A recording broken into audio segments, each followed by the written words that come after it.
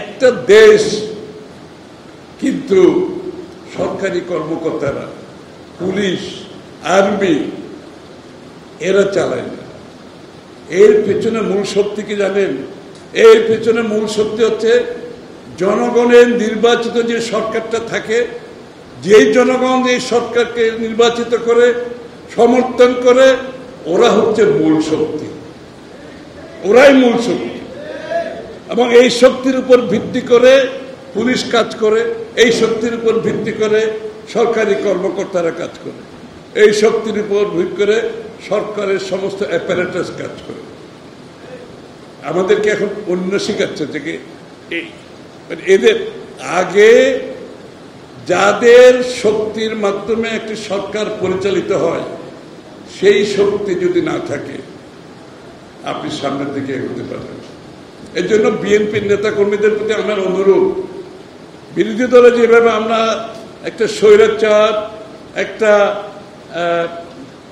ফ্যাসিস্টকে বিতাড়িত করে আমাদের সেই নাগরিক অধিকার, আমাদের নাগরিক মালিকানা ফিরিয়ে জন্য যুদ্ধ করেছে, আবার যদি বিএনপি সরকারে যায়, আমরা যদি মনে করি ও বিএনপি সরকারে গেছে, মন্ত্রী হয়েছে, এমপি হয়েছে, ওরা দেশ চালাবে, না না, এই কনসেপ্ট থেকে বেরিয়ে আসতে হবে।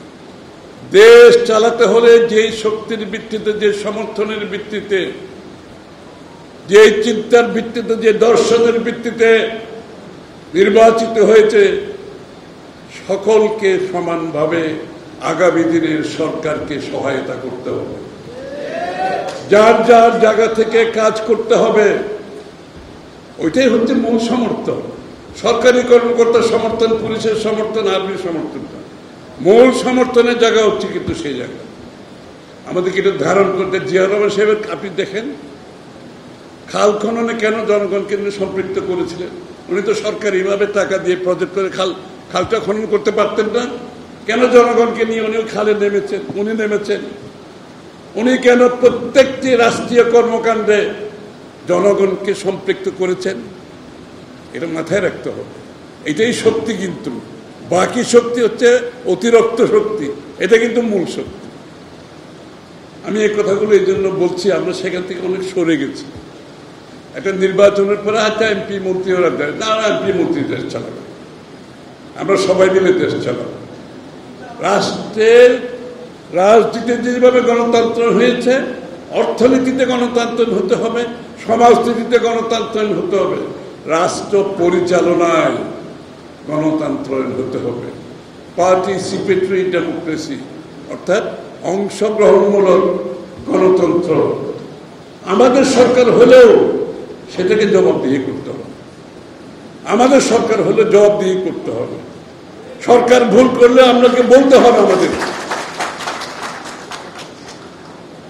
বাংলাদেশের মানুষের মনোজগতে শেখ হাসিনা পালিয়ে যাওয়ার পরে অনেক বড় পরিবর্তন আসছে। এইটা যে রাজনীতিবিদ, যে রাজনৈতিক দল অনুধাবন করতে পারবে না এই পরিবর্তন, সেই রাজনৈতিক দল, রাজনৈতিক ব্যক্তির কোন রাজনৈতিক ভবিষ্যৎ বাংলাদেশে নাই। এটা মাথায় রাখতে হবে। জিয়াউর রহমান সাহেবের রাজনীতি কেন আজকে আবার আলোচনায় আসছে, আবার কেন খাল কাটে আসছে, আবার কেন বৃক্ষরোপণে আসছে, আবার কেন জনগণের অংশগ্রহণে সরকার দেশ পরিচালিত হবে, এই কথাগুলো কেন? আমাদেরকে এগুলো ধারণ করতে হবে। খালি স্লোগান তো দিয়ে শেখ হাসিনা বিতাড়িত হয়েছে, এখন দেশ গড়তে হলে আবার সেই স্পিরিটে দেশ করতে হবে, সেই স্পিরিট দিয়ে আমাদেরকে দেশ করতে হবে। নগদ পেমেন্টে 500 টাকা পর্যন্ত ক্যাশব্যাক, আর লেনদেনে প্রতিদিন ডিপ ফ্রিজ এবং ঘন্টায় ঘন্টায় এসি টিভি সহ দারুণ সব গিফট।